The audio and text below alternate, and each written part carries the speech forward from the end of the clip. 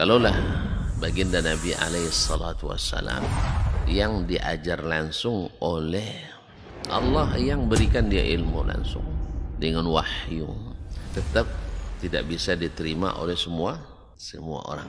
Innallaha la yarfa'ul ilma intiza'an yantazi'uhu min qulubil ibad, walakin yarfa'ul ilma biqabdil ulama.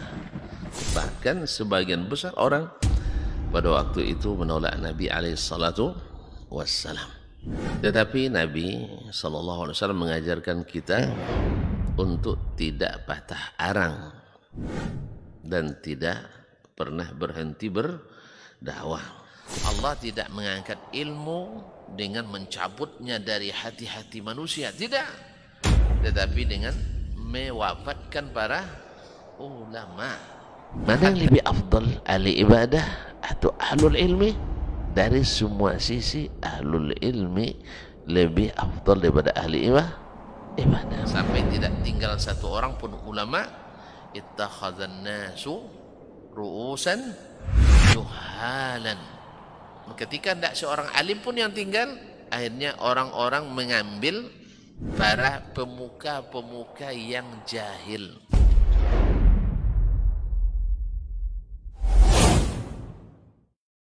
Assalamualaikum warahmatullahi wabarakatuh. Waalaikumsalam. Alhamdulillahirabbil alamin wassalatu wassalamu ala asyrafil anbiya'i wal mursalin wa ala alihi wa ashabihi ajmain, amma ba'd. Alhamdulillah, generasi Robani dimanapun antum dan antuna berada, dan juga pemirsa KMTV, kita kembali lagi di Pondasi Podcast Dakwah Islami. Cukup lama kita absen ya, lebih kurang terakhir kalau anda tidak salah di September 2023. Ini di episode terakhir kita semua suka musik. Ini bersama guru kita juga nanti ya. Insya Allah kita akan membahas satu tema yang sudah kita sebar di flyer, yaitu bukan begitu. Ini kalau bukan begitu seperti apa nanti? Kita akan bincang bersama guru kita. Kita juga bersalawat dan salam kepada Rasulullah SAW selaku uswah hasanah kita dalam kehidupan. Dan tidak bosan kita juga bermohon salawat dan salam kita juga tersambung hendaknya kepada seluruh keluarga, kepada para sahabatnya radhiyallahu anhum ajmain, dan juga kepada orang-orang yang berpegang teguh kepada sunnah-sunnahnya hingga hari kiamat kelak. Taib generasi Rawani dan juga pemirsa KMTV dimanapun berada, alhamdulillah halan wasalan kita dimudahkan kembali untuk berjumpa di pondasi ini. Dan kali ini kita bersama guru kita Ustadz Dr. Dasman Yahya Ma'li LCMA hafizahullah ta'ala. Kita sapa dulu beliau. Assalamualaikum Ustadz. Waalaikumsalam warahmatullahi wabarakatuh. Masya Allah, kabar baik Ustadz ya? Alhamdulillah, sabar khair. Sabahun Nur Ustaz. Lama Ustaz udah tidak berjumpa di pondasi ini Ustaz. Terakhir Anda ingat di Semua Suka Musik itu di episode 42 itu September 2023 Ustaz. Masih Covid ya? Sudah agak reda ya. Nah Ustaz. Itu kita terakhir, dan alhamdulillah untuk kesempatan hari ini kita dimudahkan kembali untuk bersama.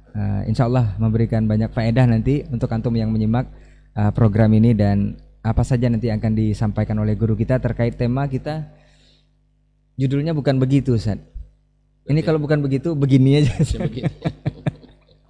Tapi yang pastinya insya Allah nanti kalau antum yang menyimak dari awal sampai akhir, kita mohonkan kepada Allah untuk bisa memberikan taufik dan bisa memberikan tambahan ilmu yang bermanfaat nanti, dan insya Allah kita bisa terapkan dalam kehidupan. Taib generasi Robani dan pemirsa KMTV dimanapun berada, dan juga channel-channel lain ikut bekerja sama dengan kita untuk menyebarluaskan program ini. Ustadz, barangkali untuk merewind atau menghangatkan suasana kembali Ustadz di podcast ini, di pondasi ini, kita akan bahas bukan begitu Ustadz. Nanti kita akan lebih mengerucut kepada tema bagaimana kita memahami agama Islam ini dengan benar dan baik, memang sesuai yang sudah dibawa oleh Rasul kita tercinta, yakni Nabi Muhammad SAW. Mungkin di awal dulu Ustaz, Anda ingin bertanya atau mewakili pertanyaan dari teman-teman semua yang menyimak kita untuk hari ini. Sebenarnya bagaimana Ustaz Rasul ini menyampaikan agama kepada kita, sehingga seperti yang diketahui juga, sahabat itu bisa dapat titel diridhoi Allah Ustaz. Bahkan Allah juga ridho kepada mereka dan mereka ridho kepada Allah. Ini seperti apa Ustaz? Masyaallah. Bismillah wassalatu wassalamu ala Rasulillah wa ala ahlihi wa sahbihi wa man walah wa ba'd. فأهنئكم بتحية الإسلام الخالدة تحية أهل الجنة في الجنة تحياتهم في السلام. Wassalamualaikum warahmatullahi wabarakatuh. Masya Allah, ini pertanyaan sangat penting dan urgen untuk kita ketahui bersama. Bagaimana Nabi SAW datang membawakan agama ini kepada masyarakat yang ada pada waktu itu. Dalam pertanyaan khususnya para sahabat, karena memang atas didikan Nabi, penggemblengan Nabi SAW, mereka menjadi khairu ummatin ukhrijat linnas, sebaik-baik umat yang diutus kepada manusia atau dikeluarkan kepada manusia. Para ahli tafsir rata-rata menafsirkan dengan as-sahabatu radhiyallahu anhum. Dan tentu saja siapa yang mengikuti mereka dengan konsisten dan benar masuk dalam khairu ummatin ukhrijat linnas.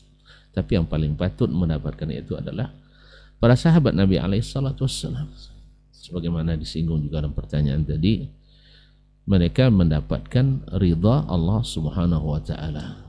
Mungkin dimaksud dalam ayat was-sabiquna al-awwaluna minal muhajirin wal ansar walladzina ittaba'uhum bi ihsanin radhiyallahu anhum wa radu anhu.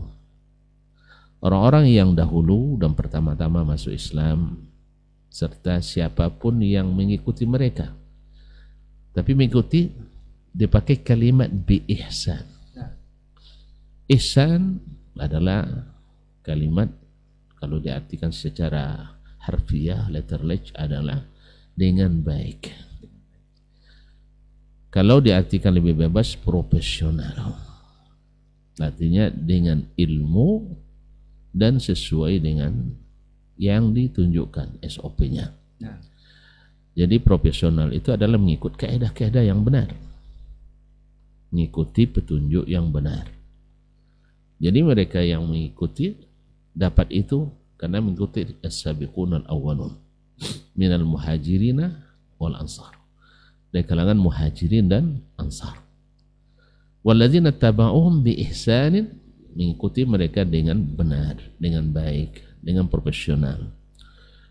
Apa balasannya? Radhiyallahu anhum, Allah ridha kepada mereka dan mereka pun ridha kepada Allah.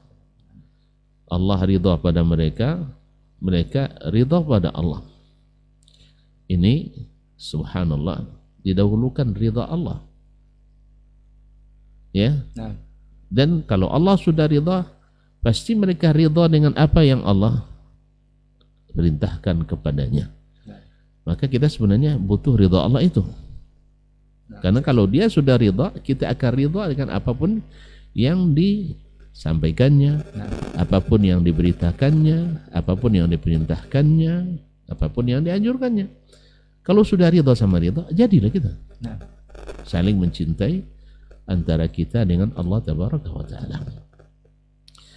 Nah, lalu Nabi diutus oleh Allah Subhanahu wa Ta'ala untuk mendapatkan ridha ini, untuk mendapatkan cinta Allah ini. Qul in kuntum tuhibbunallaha fattabi'uni yuhibbukumullah wa yaghfir lakum dzunubakum. Katakan, kalau kalian mencintai Allah, maka ikutilah aku. Ikutilah aku. Pasti Allah mencintai kalian.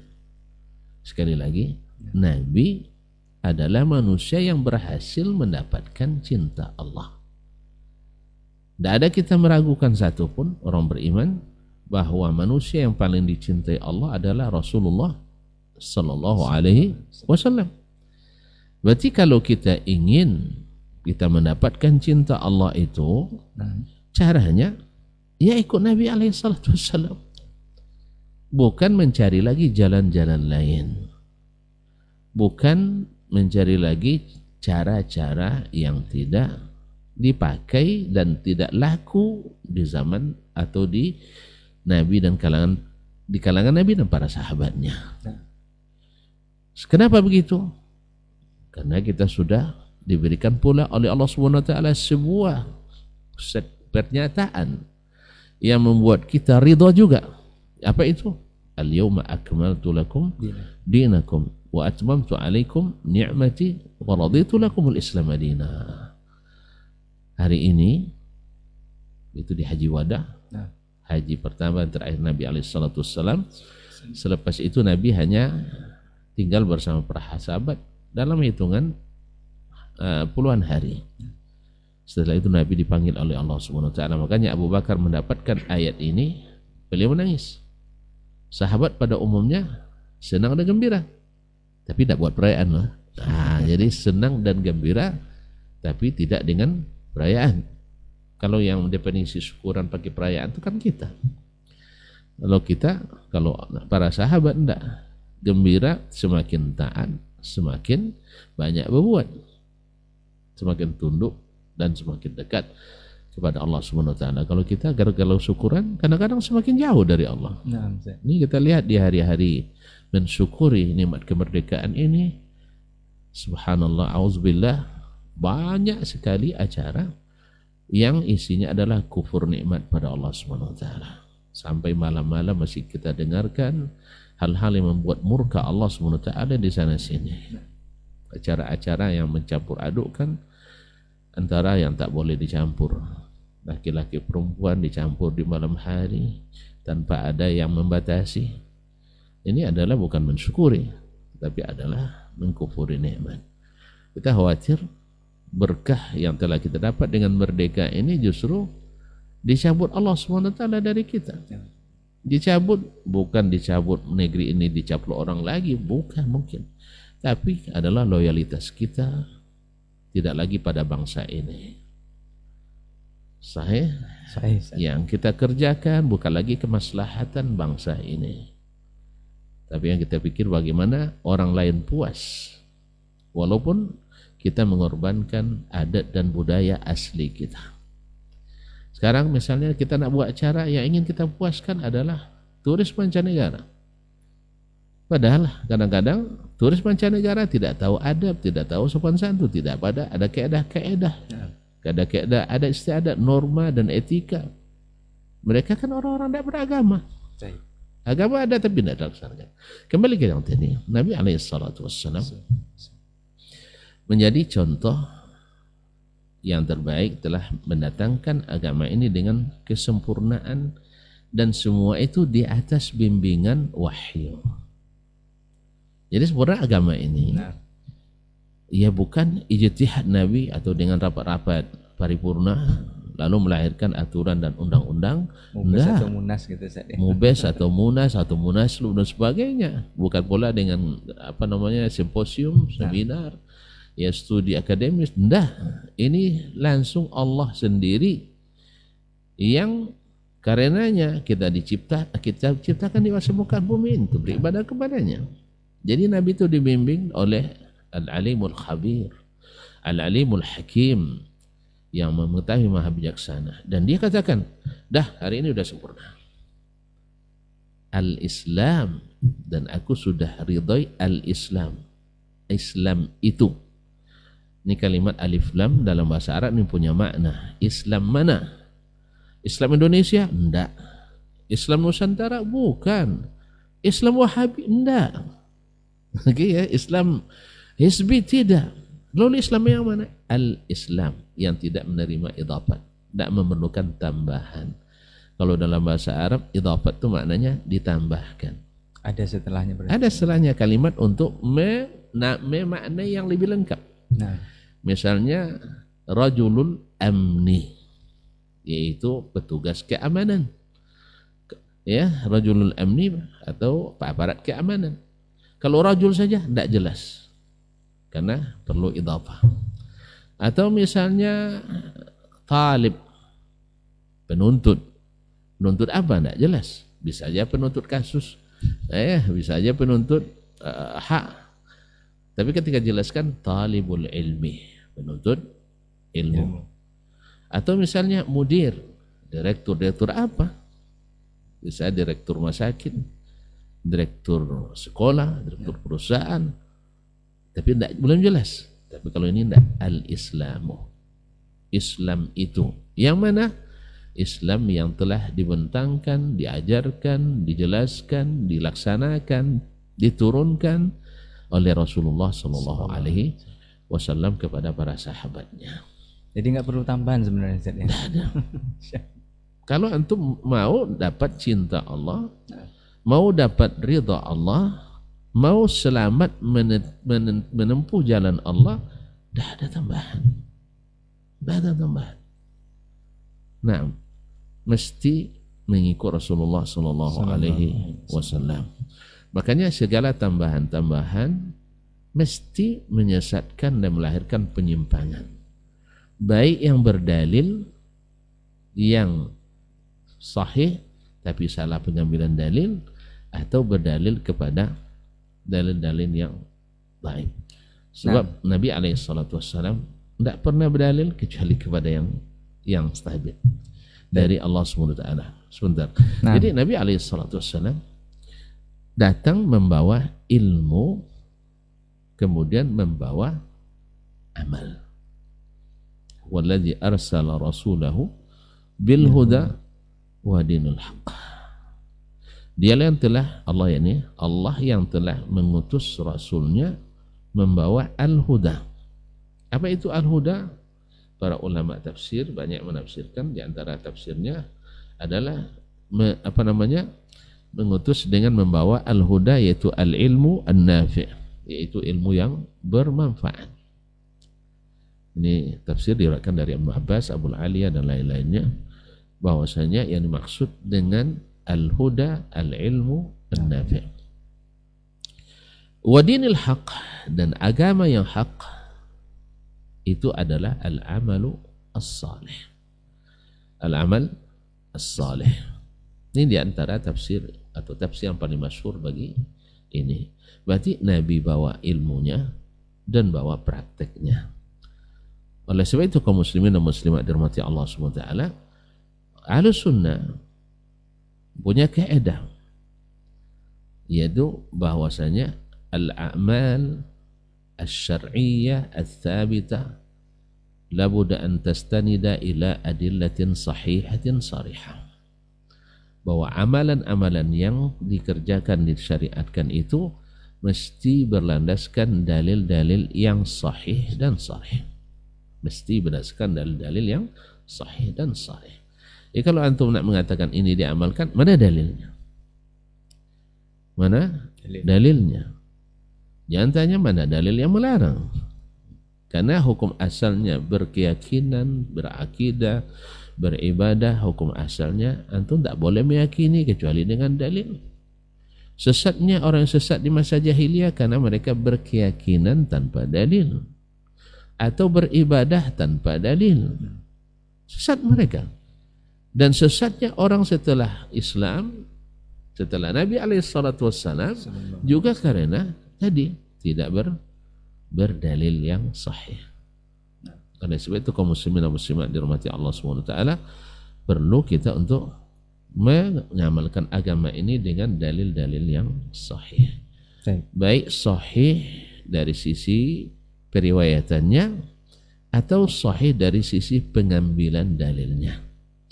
Sebab maaf, tidak sedikit para ulama, mohon maaf ini para ulama, ya bukan orang-orang biasa, berdalil sahih tapi pengambilan dalilnya keliru. Akhirnya dia menjadi penyebab umat menyimpang. Berarti ada ulama yang menyimpang. Hah? Ada ulama menyimpang? Kalau menjawab istilah Imam Al-Ghazali rahimahullah, ada ulama ad-dunya, ada ulama al-akhirah. Ada ulama ada as-su, ada ulama as-salah. Jadi ada semuanya. Dan penyebab menyimpang tadi, satu memang karena ilmu yang kurang atau pengamalan ilmu yang jarang. Ilmu kurang atau mengamalkan ilmu jarang. Kadang-kadang berpindah-pindah pula. Dari awalnya haram menjadi haram, menjadi halal. Nah, jadi ini yang kadang-kadang menjadi penyesat di antara atau di kalangan umat. Nah, Ustaz. Nah, dan Tapi Ustaz, tadi kan sudah disampaikan Ustaz bahwa para sahabat ini Nabi kita Muhammad SAW menyampaikan agama kepada para sahabat dan sahabat mengikutinya dengan baik. Ya. Yang jadi pertanyaan Ustaz, sebenarnya seperti apa nih sahabat ini mengikuti Nabi dalam menerima agama ini sehingga mereka tadi yang Ustaz katakan dapat gelar radhiyallahu anhum ajma'in ini Ustaz. Bisa diridhoi Allah itu seperti apa dia mengikuti Ustaz? Kan karena sesatnya kadang pemahaman setelahnya itu dari sana Ustaz. Betul. Nah Ustaz. Sahih. Ya, sahabat Nabi SAW baik di masa hidup beliau ataupun setelah matinya, mereka menyikapi Nabi SAW dengan sikap yang sama. Di masa hidup Nabi SAW bukan tidak terjadi kesalahan oleh para sahabat. Kesalahan itu seperti sekitar ini juga disebabkan oleh satu, belum sampainya dalil. Yang kedua, salah paham terhadap dalil. Tapi ketika dijelaskan dari Nabi SAW, mereka langsung menerima apa yang disampaikan kepadanya, baik langsung oleh Nabi atau melalui perantara. Oleh itu Imam Asy-Syafi'i rahimahullah dengan panjang lebar menjelaskan dan menjabarkan masalah ini dalam kitabnya Risalah, kitab yang fenomenal itu. Bagi para ahli usul fikih yang bangga dengan kaidah-kaidah usulnya, lihat Imam anda Asy-Syafi'i rahimahullah ta'ala, beliau tidak merekomendasikan mempertahankan pendapat siapapun sekalipun sahabat bila bercanggah dengan hadis Nabi SAW. Dan walaupun hadisnya tidak mutawatir seperti sebagian masyarakat mutawatir, tidak sekalipun hadis ahad. Banyak lebar beliau jelaskan bahwasanya bila ada hadis sahih, maka pengamalan yang sudah turun-temurun tidak melemahkan hadis ini, bahkan wajib diterima. Makanya zaman Nabi SAW terjadi misalnya kesalahpahaman karena belum mendapatkan penjelasan. Kan tidak selalu Nabi menjelaskan secara detail, kecuali sesuai dengan kondisi yang dibutuhkan. Misalnya ketika Ammar ibn Yasir dan Umar bin Khattab radhiyallahu taala anhu dalam satu musafir, kedua-duanya mimpi junub. Masuk waktu sholat, air tidak cukup. Bukan tidak ada, tapi untuk minum tidak cukup, berbekalan. Dan untuk mandi tidak ada. Akhirnya mereka pindah ke tayamum karena ayat tayamum sudah turun. Cuman seperti apa tayamum mandi, ini misalnya orang mandi itu menyampaikan air ke seluruh tubuh. Maka kalau gitu tayamum ganti mandi menyampaikan debu ke seluruh tubuh. Nah, secara logis sekali masuk itu. Akhirnya dia berguling-gulinglah di tanah, kama tamarragad dabbatu, seperti bergulingnya hewan ternak ketika kan ada berkubang itu kan macam jadi berguling-guling di tanah itu. Sedangkan Umar menunggu sampai bertemu dengan Nabi SAW. Lalu kata Nabi SAW, tidak seperti itu Ammar, tidak seperti itu. Nah, innama kana yakfika an taqula bi yadayka hakadha. Cukup kamu menempelkan kedua tanganmu ke tanah, thumma tanfudhu fihima, kemudian kamu tiup, thumma tamsahu bihima wajhaka wa kaffayka. Cukup kau usap muka, kemudian dua telapak tangannya. Selesai. Akhirnya apakah Ammar radhiyallahu taala anhu artinya tidak istilahnya diskusi dengan Nabi alaihissalam, ya Rasulullah ini tidak sesuai dengan qiyas, tidak sesuai dengan logika. Ada sedikit debat yang kan tidak. Ammar sami'na wa ata'na. Bahkan ketika setelah Nabi wafat di masa Umar jadi khalifah, nampaknya Umar lupa dengan kasus ini. Lalu Ammar ingatkan kembali, lupa ya Amirul Mukminin, kita pernah mengalami. Ketika diingatkan maka Umar langsung ini. Ini di masa Nabi masih hidup. Kisah 3 orang yang ingin beribadah tambahan. Nah. Ya, beribadah tambahan. Kan banyak orang setiap penyimpangan mesti ada menambah. Carilah semua bid'ah. Ini mohon maaf ya, pakai istilah bid'ah saya. Nah, setiap penyimpangan atau setiap bid'ah mesti ada tambahan dari yang disyariatkan. Pasti ada tambahan. Nah. Misalnya, nantilah kita misalnya, semuanya mesti ada tambahan. Jadi ketika mereka ingin menambah amal dari Nabi SAW, alasannya Nabi sudah diampuni dosanya telah lalu akan datang. Kalau kita kan tidak, wajarlah Nabi amalannya sedikit menurut mereka. Kalau menurut kita kan enggak ya. Kalau menurut kita amalan Nabi sedikit. Salat malamnya sampai bengkak kakinya. Kalau kita tidurnya sampai bengkak kaki kita karena telah tidur. Allah musta'an. Dek biang kan. Jadi kaum muslimin dan muslimat dirahmati Allah. Lalu satu berazam akan puasa sunat setiap hari. Yang satu berazam solat malam sepanjang malam. Yang satu membujang sepanjang umur. Tujuannya baik apa tidak? Baik sih. Mengurangi amal atau menambah? Menambah. Harusnya menambah itu kan bagus. Dari awalnya 11 rakaat jadi 35 rakaat misalnya, menambah. Tentu pahalanya lebih banyak. Lebih banyak. Awalnya kita menikah banyak yang ibadah kita terhalang. Ya, pas kita nak pergi misalnya mengaji, bang gas habis katanya kan, harus siapkan gas dulu. Pas kita misalnya nak bersedekah, berwakaf sekitar tanah untuk masjid, bilang sama istri, uang sekolah SPP anak belum dibayar bang. SPP 1.200.000, tanah semeter 2 juta, nah kan? Akhirnya tidak jadi juga. Banyak lah. Jadi pikirannya dia tidak ingin menikah. Demikian juga sholat malam. Kalau sudah beristri kan mesti tidak bisa sepenuh malam. Harus ada hak yang harus ditunaikan. Akhirnya mereka bilang saya tidak nikah selamanya. Ya bisa lebih fokus. Untung hal ini sampai ke Nabi. Dan ingat, setiap pelanggaran di zaman Nabi Sallallahu Alaihi Wasallam dilakukan oleh persahabat mesti sampai kepada Nabi. Wajib. Baik malaikat yang turun atau sahabat lain menyampaikan atau Nabi sendiri yang lihat.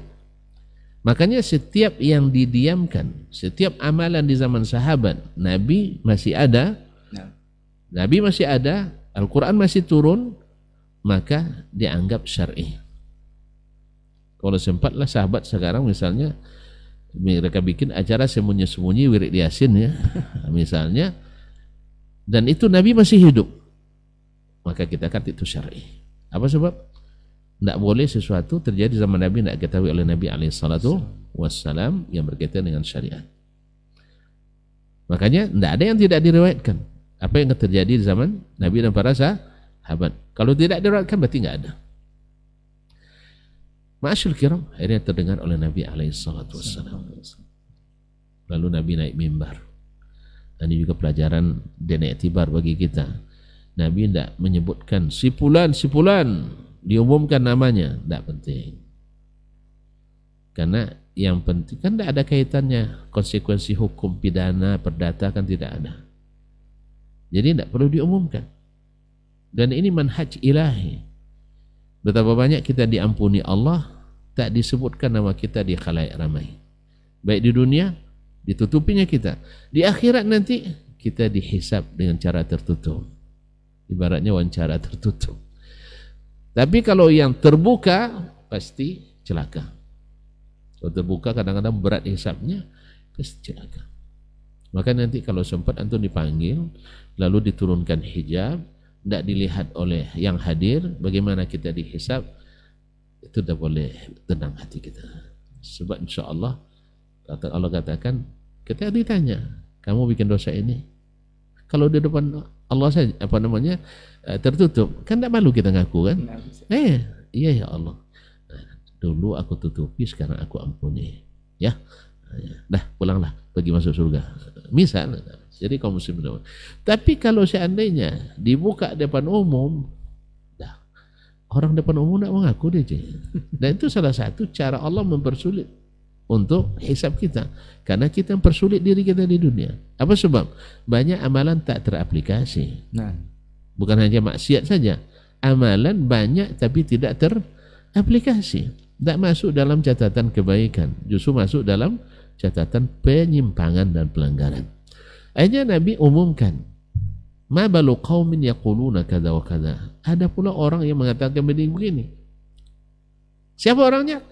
Tidak usah ditanya, yang penting risalahnya sampai. Apa itu?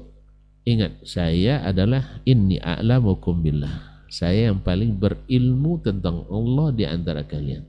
Wa atqakum lahu, dan yang paling mengamalkan ilmu itu. Karena takwa itu mengamalkan ilmu. Sah?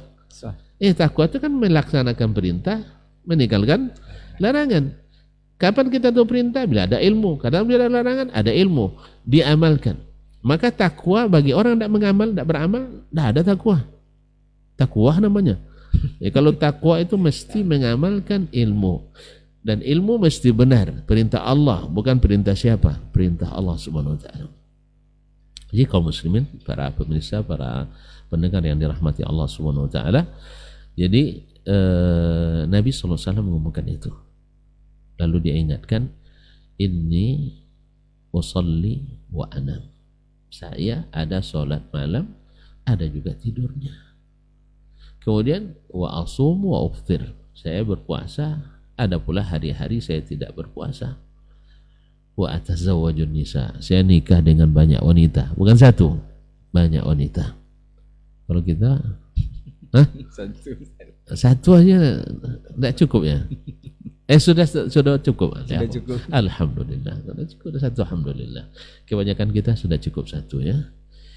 Ya, karena apa? Bukan tak berani, istri lebih berani katanya. Sama. Intinya ini, akhirnya tambahan tadi tidak masuk dikualifikasi oleh Nabi Allah, tapi didiskualifikasi. Ini juga sekaligus menolak pemahaman banyak dari ahli penyimpangan bahwa Nabi mengiyakan semua yang dianggap baik oleh para sahabat. Keliru. Sampai-sampai ada yang mengeluarkan, untung nabinya tidak Wahabi. Kalau sebab nabinya Wahabi, ditolak semua kebaikan. Semua tidak boleh. Semua tidak boleh. Tidak ada amalan yang diterima, itu disyariatkan. Nah. Ada yang ditolak, itu tidak disyariatkan. Jadi tidak semua yang dilakukan sahabat diokekan oleh Nabi SAW. Nah, kemudian ada seorang ibu bernazar ingin pergi haji jalan kaki. Sampai ke Nabi, ada yang melaporkan ke Nabi SAW. Nabi katakan, nazarnya tetap dibayar, tapi jangan jalan kaki. Kenapa? Karena dia menganggap ada keutamaannya jalan jauh itu. Nabi bilang tidak ada keutamaannya jalan kaki itu. Oleh sebab itu maka Nabi anulir itu. Katakan kepada mak kamu atau saudari perempuanmu, ragu dari perawi, katakan bal tufi binazriha, tetap dia membayar nazarnya, tapi wal tarkab, tapi naik kendaraan. Maka ini juga jawaban juga kepada sebagian saudara kita ketika kita bicara bid'ah, ini menyulitkan semua. Antum tidak paham, justru bid'ah itu yang menyulitkan. Kan nambah-nambah menyulitkan. Awalnya 33, antum jadikan 3.333. Mana yang lebih sulit? Hitung 33 aja sering keliru kan. Ini 3.333. Disuruh selawat tanpa hitungan, antum hitung 4.444. Selawat kamilah, nariyah dan sebagainya. Diajarkan Allahumma salli ala Muhammad, antum tambah-tambah dengan yang lain. Itu yang justru menyulitkan. Kan juga itu katakan sallallahu alaihi wasallam, Allahumma salli ala Muhammad wa ala ali Muhammad. Mudah. Karena banyak karangan Allahumma. Jadi reaksi.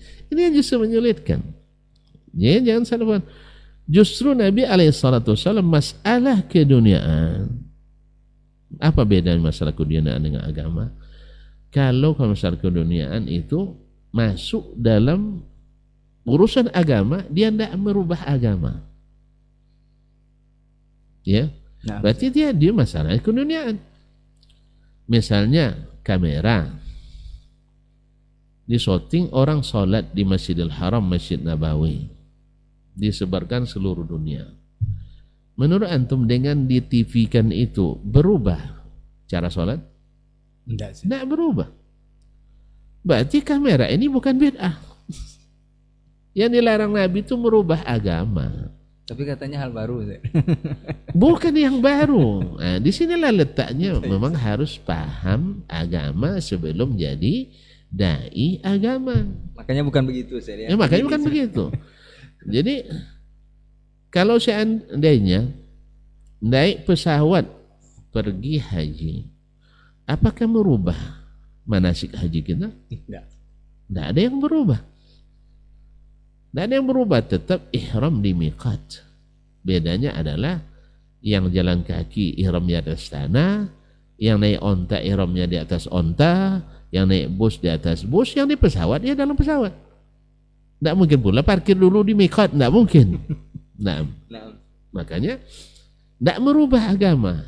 Itu saja, rukunnya tetap, amalannya tetap, bacaannya tetap. Kecuali antum yang menambah-nambah doa ihram naik pesawat, ini pula ihramnya, berarti ada lagi menambah. Makanya saya katakan setiap penyimpangan mesti ada menambahkan. Mesti ada menambahkan. Cara, waktu, bilangan, dan munasabah dan sebagainya. Makanya datang ke edah baru untuk menolak tambahan-tambahan itu. Kullu amalin masyru'in bi aslihi la yalzam an yakuna masyru'an bi wasfihi. Apa enggak? Kullu amalin masyru'in bi aslihi la yalzam minhu an yakuna masyru'an bi wasfihi. Setiap amalan yang disyariatkan secara asal tidak mesti disyariatkan sesuai dengan sifat yang antum lakukan. Perlu contoh. Contoh saya. Bil misal yatadihul maqal. Cuman janji tidak marah ya.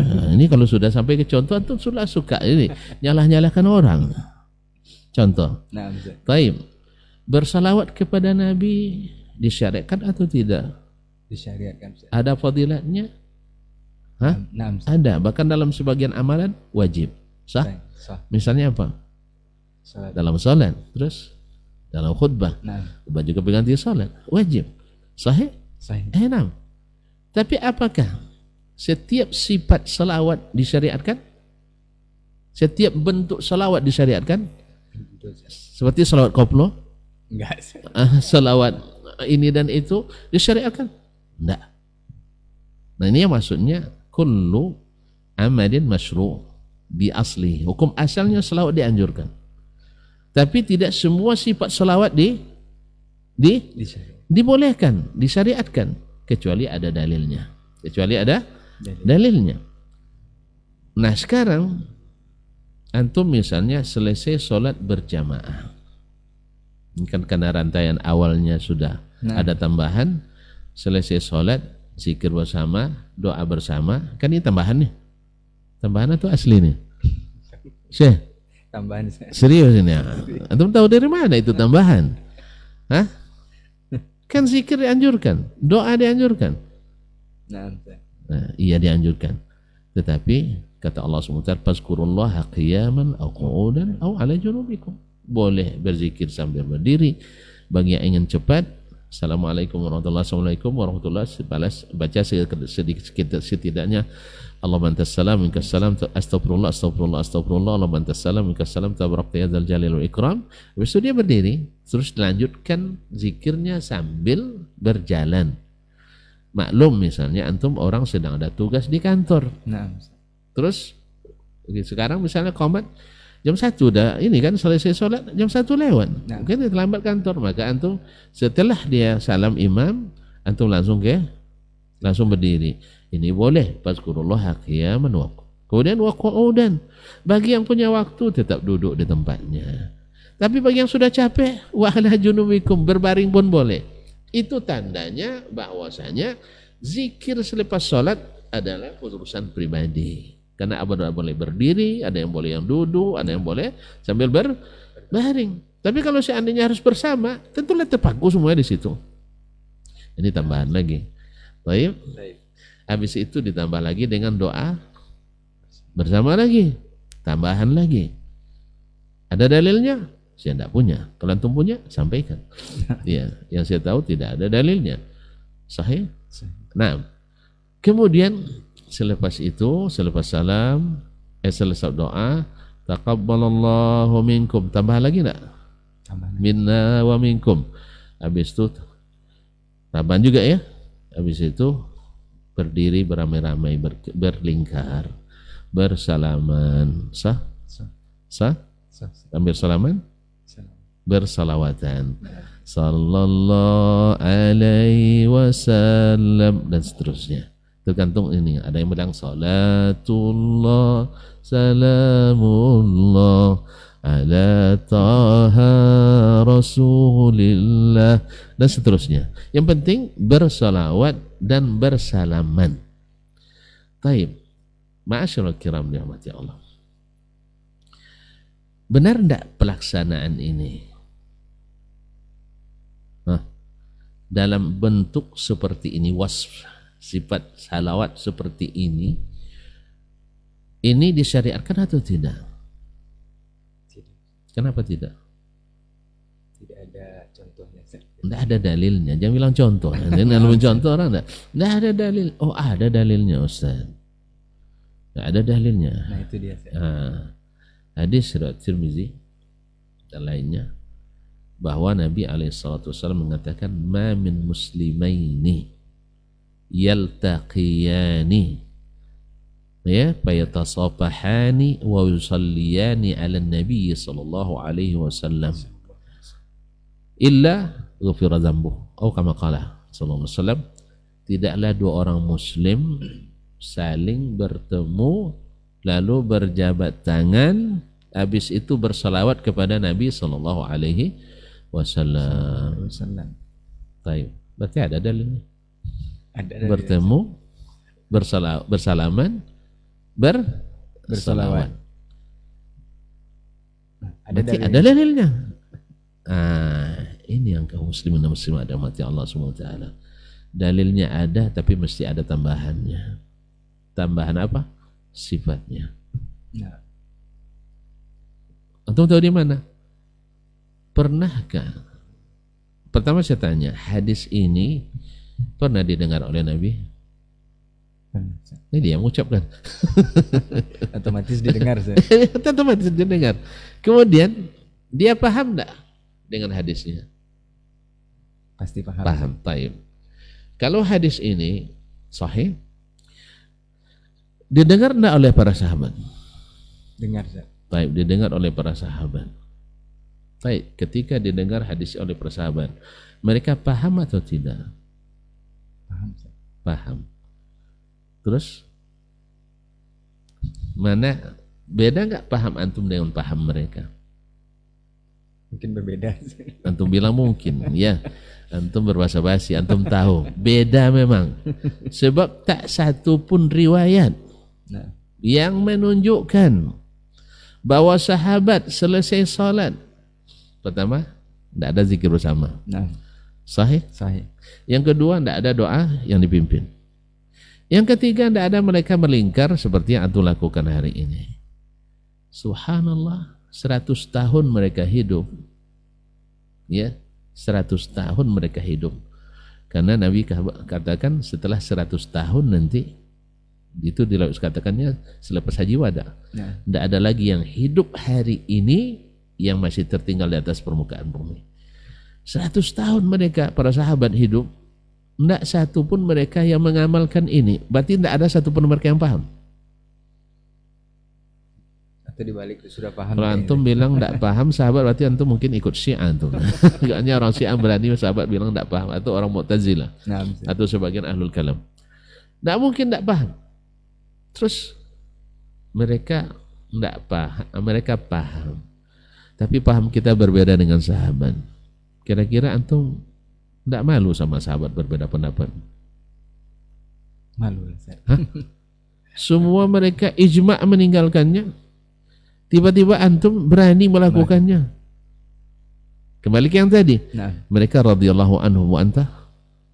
Mereka radhiyallahu anhu wa antum. Belum tentu. Pemahaman antum. Siapa yang jamin pemahaman antum itu benar? Kecuali umat Islam ijma' semuanya melakukan itu. Seperti kata Imam Syafi'i rahimahullah. Kalau sudah ijma' melakukan itu, dah. Oke. Berarti antum yang pertama, lawan antum berbeda pendapat adalah para sahabat. Dan hadis itu sampai pada mereka. Kok tidak satu pun mereka selepas salat berzikir bersama, habis itu berdoa bersama, habis itu salam sama salatullah, dengan hadis ma min muslimaini yaltaqiyani fayatasafahani wa yusalliyani ala nabi sampai akhir hadis. Kok mereka tidak paham? Mau mereka tidak rajin beramalnya. Sahabat itu pemalas-malas ya. Atau jangan-jangan mereka sibuk semua, habis salat langsung perang. Hah? Habis sholat mereka langsung perang? Enggak. Nabi berperang berapa kali? Zaman Nabi terjadi beberapa kali peperangan. Ghazwah 17 kali, sah? 17 yang diikuti Nabi. Kemudian Sariyah sekitar 40 lebih. Saya lupa angka pastinya. Ya 40 sekian ya. Berarti sebanyak itu perang. Berarti Nabi perang terus. 23 tahun. Berarti Nabi perang tiap bulan? Enggak. Ada masa-masa mereka santai. Jadi kalau alasannya mereka sibuk, tidak benar. Misalnya bulan, masuk Rabiul Awal belum? Belum. Nah, kan ada nanti sahabat tuh sibuk aja perang, tidak sempat mengadakan peringatan. Ada nggak perang di bulan Rabiul Awal? Coba catat. Ada nggak perang Nabi di bulan Rabiul Awal? Kayaknya enggak ya. Sehingga saya nggak ada yang di Rabiul Awal. Berarti alasan mereka sibuk juga alasan yang tidak logis. Nah, tapi yang benar adalah pendapat mereka berbeda dengan pendapat sebagian kita. Nah, kalau berbeda pendapat antum dengan sahabat, mana yang diridhoi, mana yang tidak diridhoi? Sahabat yang diridhoi. Jadi bukan begitu memahaminya.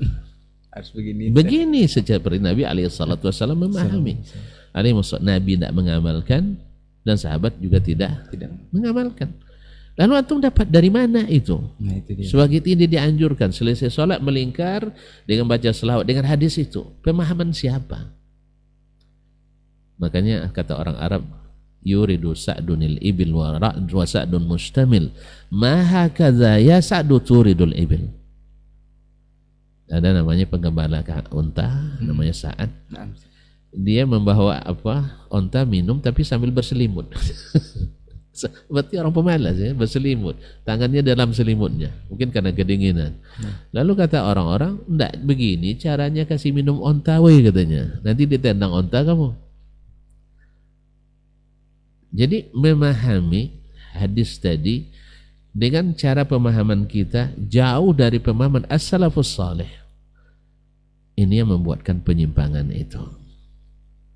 Akhirnya kita menyimpang. Oh itu kan baik. Ya baik menurut antum, menurut Nabi enggak. Baik menurut antum, menurut ijma' sahabat tidak. Oh kan boleh aja kita beda pendapat dengan sahabat. Oh saya enggak mau saya beda pendapat dengan orang yang Nabi ada bersama mereka. Yang kedua, hadis ini tidak memenuhi syarat bagi antum untuk diamalkan. Karena walaupun Imam Ibnu Hajar menyebutnya layyin, wallahu alam, mungkin kekeliruan dari beliau. Ya, mungkin beliau memilih kalimat layyin itu lunak, artinya lunak kan lemah. Mana lemah? Padahal hadis ini seperti para ulama lain menyebutkannya, di antara ada yang mengatakan mungkarul hadis, hadis mungkar. Ada yang menyebutkannya hadis maudhu, palsu. Ada yang menyebutkannya matruk, dhaifun jiddan. Ada yang mengatakan dhaif. Yang mengatakan dhaif itu maksudnya adalah dhaif la yanjabir. Sebab di antara perawinya ada rawi la yutaba alaihi. Kata Ibnu Hibban, la yutaba alaihi. Apa makna la yutaba'u alaihi? Maknanya tidak menerima mutaba'ah. Kalau tidak menerima mutaba'ah, tidak bisa dihasankan hadisnya, tidak bisa dikuatkan. Kalau begitu lemahnya bukan lemah biasa, tapi lemah luar biasa. Makanya orang yang mengamalkan hadis dhaif berdasarkan mazhab sebagian ulama yang boleh mengamalkan hadis dhaif dalam fadilat amal, hadis ini tidak mencukupi syarat. Tidak mencukupi syarat untuk diamalkan. Ya, yang paling ringan hukumnya oleh Ibnu Hajar tadi, lain. Tapi yang banyak ulama menyebutkan seperti Ibnu Tahir menyebutkan adalah kalau saya tak salah mungkar. Ada yang menyebutkannya hadisnya dhaifun jiddan. Ada yang mengatakan sampai ke palsu.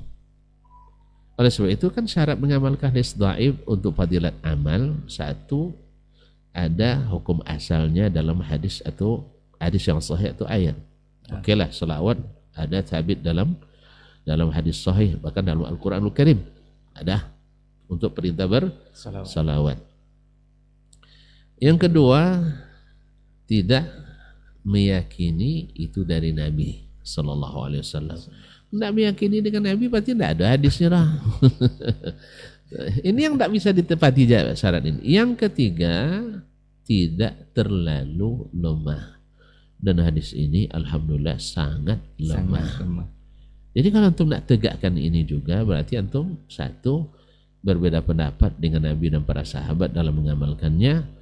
Dua, mengamalkan hadis dhaif dalam fadilat amal tapi tanpa memenuhi syarat. Berarti cacat secara ilmiah.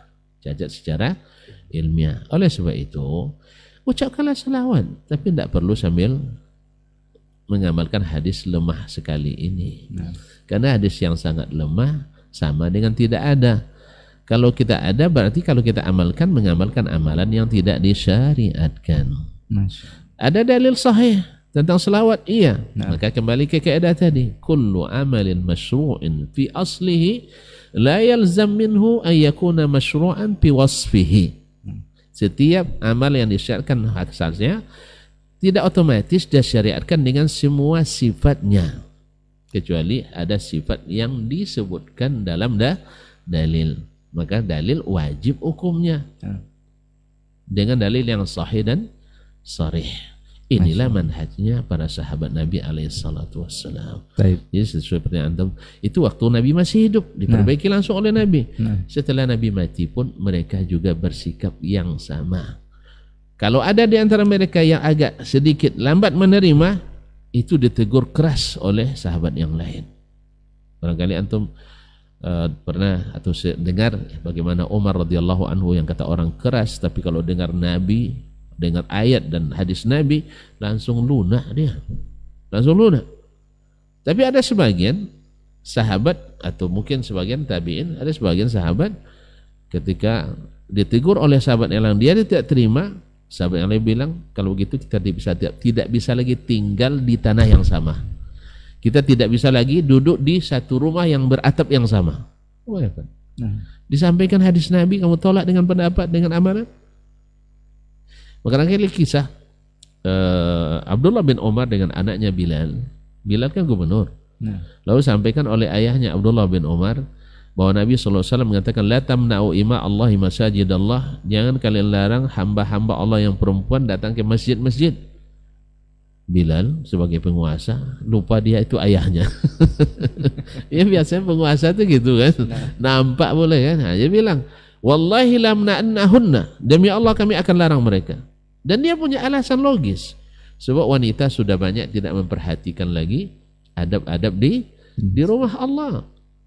Yang dulu kalau Nabi hidup orang seperti itu disuruh pulang. Kan ada kasusnya wanita disuruh pulang untuk mandi karena berpakai harum-haruman. Sekarang tengoklah perempuan-perempuan ke masjid, kira-kira pakai harum-haruman enggak? Bukan harum-haruman lagi, warna warna pipi, warna dagu, warna hidung, warna mata, warna semuanya ada. Lebih tambah baun lagi. Kadang-kadang kainnya, telekungnya baru dipakai sedalam masjid, di luar dibuka pakai training.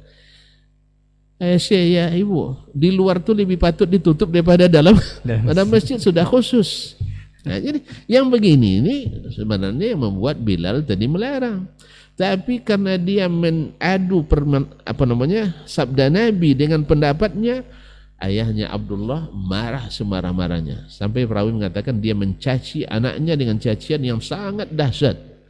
Kalau bahasa kita ini tidak makan di asam namanya. Nah itu. Lalu kata anaknya, wallahi la ukallimuka abada.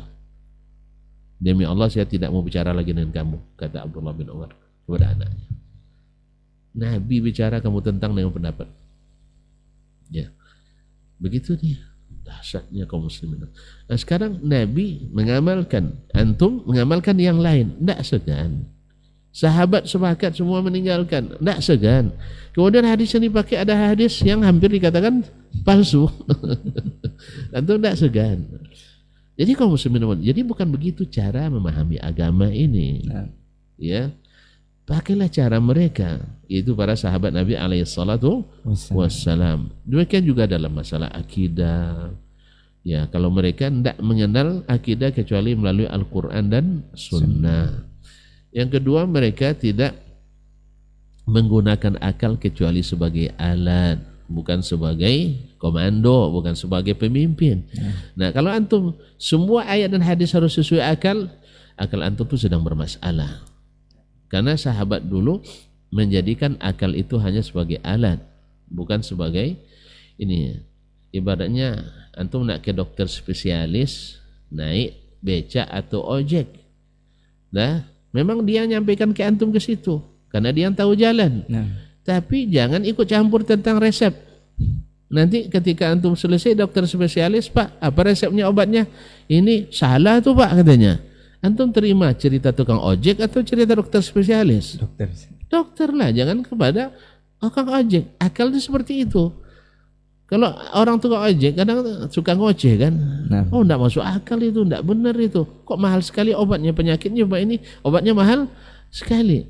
Dituduhnya nanti dokter itu dokter cari duit aja tuh Paknya nih. Ganti obatnya ini, diganti dengan Sagrib kan.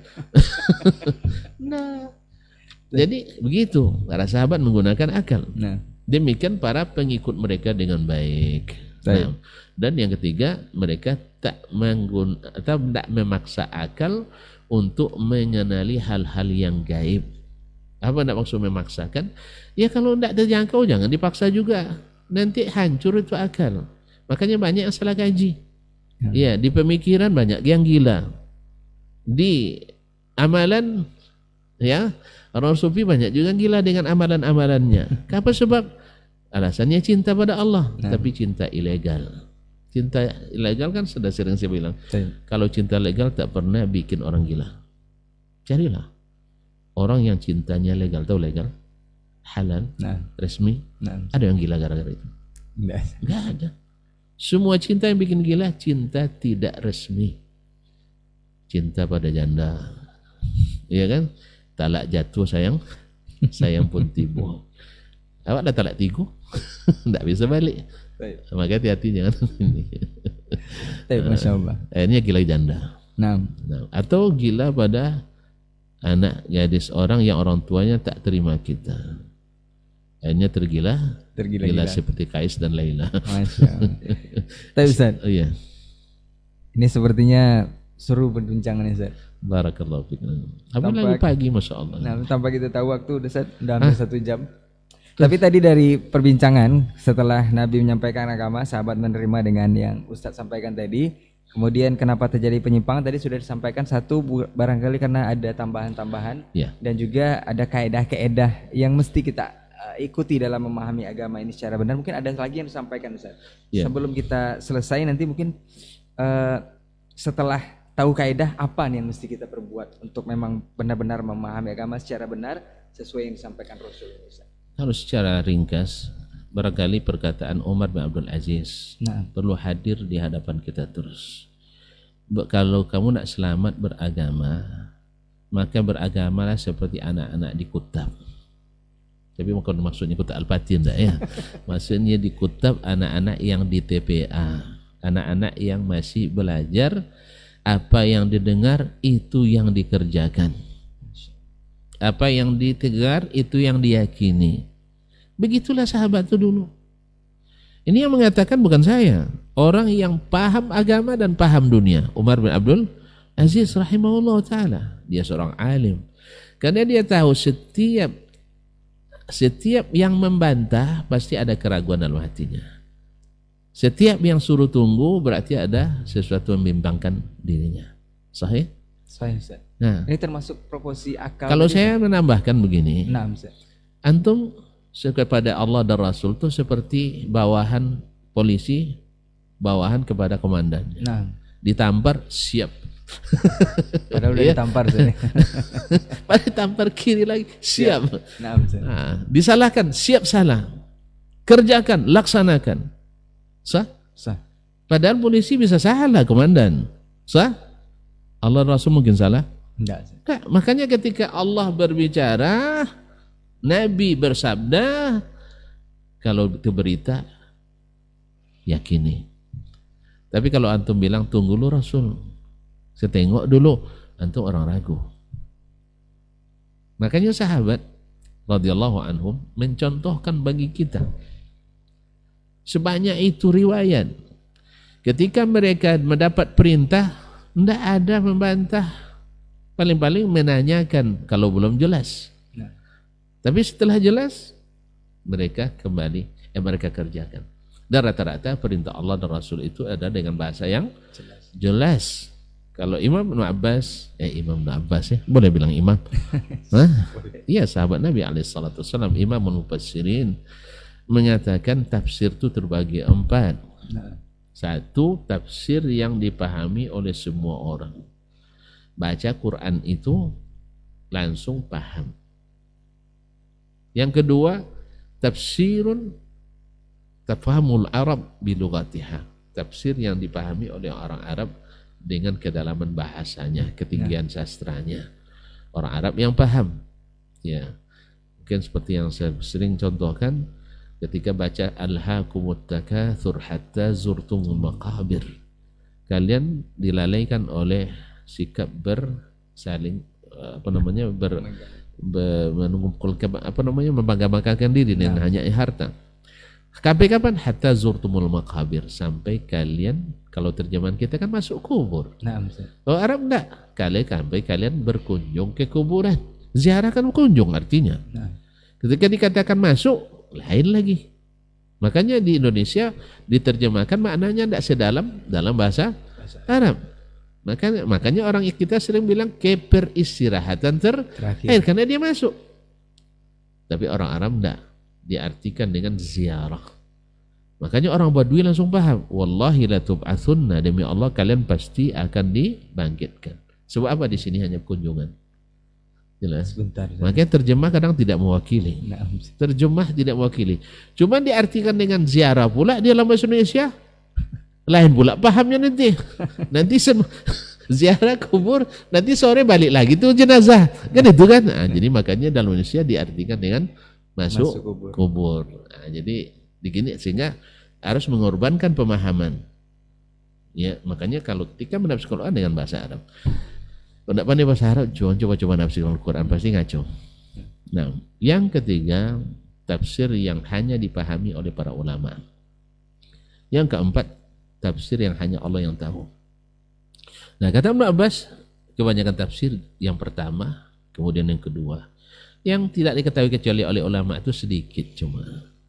Dan lebih sedikit lagi sesuatu yang hanya Allah yang mengetahui tafsirnya. Nah, sekarang orang pula cari pula rahasia-rahasia tafsir Isyari di situ kan. Alif, lam, mim, alif ini, lam ini, mim. Itu tidak ada dalilnya rata-rata. Nah, semuanya tidak ada dalilnya dari Allah dan Rasulnya sallallahu alaihi wasallam, hanya ilmu kira-kira dan rasa-rasa. Wallahu musta'an. Jadi balik ke ini saja. Jadi pemahaman kita ini. Jadi kalau ingin selamat, dengarkan, anggukkan, kerjakan. Itu ya. Karena memang konsekuensi la asyhadu anna Muhammadar Rasulullah itu adalah tasdiquhu fi ma akhbar. Membenarkan apa yang dia beritakan. Wa fi'lu ma amar. Au imtithalu ma amar, yaitu mengerjakan apa yang dia suruh. Wa tarku ma nahana huwa zajar, dan meninggalkan segala yang dia tegah dan larang. Wa alla yu'badallah illa bima syara', dan tidak beribadah kepada Allah kecuali dengan cara yang dia syariatkan. Makanya jangan berdiri lagi nanti lepas sholat. Sallallahu alaihi wasallam. Karena pertama, pemahaman antum berbeda dengan pemahaman Nabi dan para sahabat. Yang kedua, hadis landasannya sangat lemah. Jelas ya? Ini banyak. Makanya ahli-ahli bid'ah dalilnya hanya dua. Satu, hadis tidak sahih. Yang kedua, dalil yang sahih tapi pemahaman yang tidak sahih. Gimana cara untuk mengetahui pemahaman tidak sahih? Balikkan kepada yang pemahamannya pasti sahih. Siapa mereka? Nabi dan para sahabatnya. Tapi yang mana Ustaz? Kan sahabat juga khilaf pada sesuatu yang mereka sepakat. Kalau yang khilaf tentu kita ukur dengan dalil. Karena sebagian mereka waktu itu belum sampai dalil kepadanya. Khilaf itu diriwayatkan. Padahal sebenarnya dia sudah rujuk dari khilaf itu. Dan ini banyak terjadi dalam sejarah. Saya misalnya berpendapat begini awalnya, lalu saya rujuk dari pendapat itu. Yang pertama diriwayatkan oleh murid-murid saya yang dulu. Sah? Kemudian yang berbeda itu diriwayatkan oleh yang belakangan. Jadi disebutkan juga bahwa sahabat berpendapat seperti itu padahal dia sudah rujuk. Misalnya Abdullah bin Umar bin Khattab pernah berpendapat bahwa Nabi melihat Allah pada malam Mi'raj. Dan itu sampai riwayatnya kepada sebagian orang. Tapi riwayat dia rujuk tidak sampai kepada orang. Sehingga diriwayatkan dia terjadi khilaf di antara sahabat dalam masalah ini. Paham ya? Nah. Jadi ketika bahas masalah itu, orang masih menganggap itu sebagai khilaf. Padahal tidak sampai riwayat dia rujuk kepadanya. Sama juga sekarang dalam mazhab Abul Hasan Asy'ari. Dia sudah rujuk dari yang dianut sebagian besar Asy'ariyah ini. Tapi tak sampai tak mau menerima. Ada kitabnya Al-Ibanah, dibilang pula dipalsukan oleh orang Wahabi. Kalau tidak takut dipalsukan, terbitkanlah sendiri. Alhamdulillah tidak mau pula Asy'ariyah menerbitkan kitab-kitab Imam Asy'ari itu. Berarti mereka mengatakan itu tidak sabit dari Imam Abul Hasan Asy'ari. Kalau tidak sabit, imam pengikut Abul Hasan Asy'ari yang kenamaan mengakui kitab itu, tidak ada harganya orang yang tidak mengakuinya. Karena Abul Qasim Ibnu Asakir yang sangat fanatis dengan Abul Hasan Asy'ari, menulis kitab Tabyinu Kadzdzil Mumtari, mengatakan kitab itu sabit dari Abul Hasan Al-Asy'ari. Gimana? As-Subki sendiri yang juga fanatis juga mengatakan ada kitab itu dari Abul Hasan Al-Asy'ari. Dan Syekh Muhammad Yasin Al-Fadani yang juga berpaham Al-Asy'ari, yang dikenal dengan Musnidud Dunya di masanya, di abad ini, dia juga meriwayatkan kitab ini dengan sanadnya. Nah, kalau memang dirubah-rubah oleh orang-orang Wahabi, silakan terbitkan sendiri, tapi ingat jangan rubah dari manuskrip ya. Nanti akan berbalik senjata makan tuan. Jadi pelapor jadi terlapor nanti. Jangan rubah-rubah dari manuskrip. Nanti karena manuskrip itu sekarang sudah bisa diakses dengan mudah, beda dengan dulu. Nah, sekarang alhamdulillah dengan digitalisasi ini istilahnya banyak manuskrip yang bisa kita lihat sendiri. Oleh itu kaum muslimin dan muslimat, kalau ada yang mengingkari tidak benar kitab itu, berarti dia lambat baca atau menyembunyikan ilmu. Kalau dia sudah tahu dia punya ilmu, berarti pengkhianat. Kalau taragu diterbitkan oleh orang-orang Wahabi misalnya, maka terbitkanlah sendiri. Tapi ingat, jangan berubah-ubah, nanti tertangkap bahaya. Atau tertangkap tangan. Nah, terima kasih. Barakallahu fiik untuk perbincangan di kesempatan hari ini di episode terbaru sepertinya untuk tahun ini. Mudah-mudahan ini berkelanjutan dan faedah yang bisa kita tangkap. Ini kesimpulannya barangkali kita memang beragama ini seperti yang Ustaz sampaikan tadi, ibarat anak-anak di kutab, Ustaz ya. Jadi apa yang disampaikan oleh Allah dan Rasulnya tetap kerjakan, memang sesuai dengan dalil. Mudah-mudahan ini bermanfaat untuk kita semua. Di kesempatan hari ini tanpa terasa sudah lebih kurang 1 jam kita berbincang di program ini dengan tema ini. Jadi bukan seperti orang-orang yang memahami, tapi seperti Allah dan Rasulnya sudah mensyariatkan kepada para sahabatnya memahami. Mudah-mudahan kita bisa beragama sesuai yang dicontohkan oleh Rasul dan juga sahabat melakukannya sehingga dapat gelar radhiyallahu anhum ajmain. Afwan untuk semua salah kata khilaf bicara. Jazakallah khair Ustaz untuk ilmu dan waktunya. Semoga di kesempatan berikutnya kita bisa bersama kembali. Kita tutup dengan doa kafaratul majelis. Subhanakallahumma wa bihamdika asyhadu an la ilaha illa anta astaghfiruka wa atubu ilaik. Wassalamualaikum warahmatullahi wabarakatuh. Waalaikumsalam.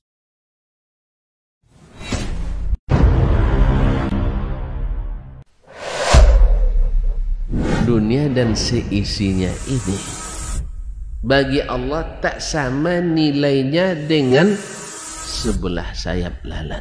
Barang siapa yang beramal untuk akhiratnya, Allah akan cukupkan baginya urusan dunia. Sayati zamanun 'alan nasi as-sabiru fihim qalqabit al-jamarah. Akan ada satu masa di akhir zaman yang berpegang teguh dengan agamanya seperti orang yang sedang memegang bara